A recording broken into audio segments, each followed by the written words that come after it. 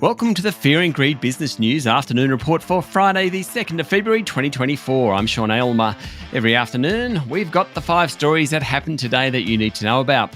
Story number 1, the S&P ASX 200 hit a new intraday high today of 7,703.6 points.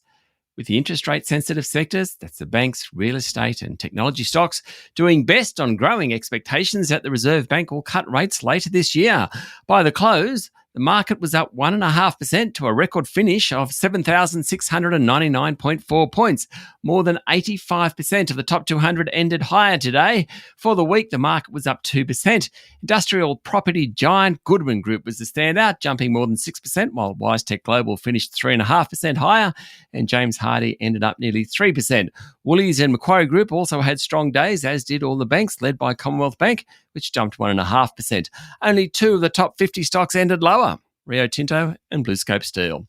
Story number 2, the federal opposition is set to vote for the government's proposed tax cuts, with opposition leader Peter Dutton saying he will not stand in the way of lower taxes for Australians. The final go-ahead is expected in meetings of the Coalition Party Room and Shadow Cabinet early next week. Media is reporting that Dutton won't announce a position until legislation is released. Coalition MPs and Shadow Ministers remain torn over how to best respond to the tax changes, which benefit 8 in 9 Australians compared to the already legislated Stage 3 tax cuts. Asked if he'd stand in the way of Labor's tax changes, attacked by the Coalition as a broken election promise, the opposition leader simply said, "I've been very clear that the Liberal Party is the party of lower taxes." Sounds like he's going to support them.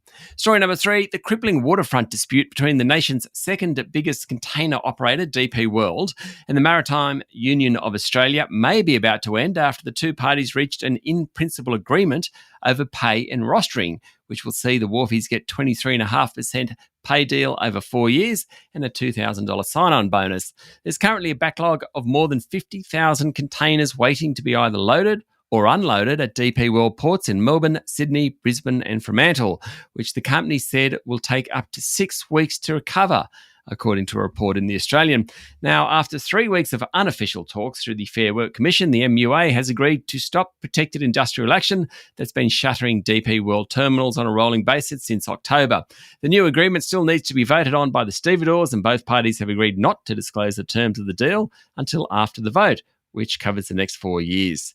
Story number 4, software giant Atlassian halved its quarterly loss in the December 3 months and generated $1 billion of revenue for the first time. It also launched AI across a suite of its products. The Australian headquartered NASDAQ-listed group surpassed 300,000 customers and announced the general availability of AI across its portfolio. The revenue figures were above expectations, but the pace of growth was lower than a year earlier, and Atlassian shares tumbled nearly 9% in after-hours trading. And story number 5, it was a big night on Wall Street with 3 of the Magnificent 7 stocks reporting. Meta's share price jumped 15% in after-hours trading after its revenue for the December quarter was well ahead of expectations.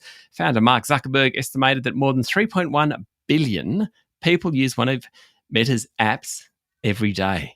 3.1 billion. Incredible. Amazon also gained as its sales results beat guidance, and Apple shares slipped after it posted a 16% jump in earnings per share on flat sales.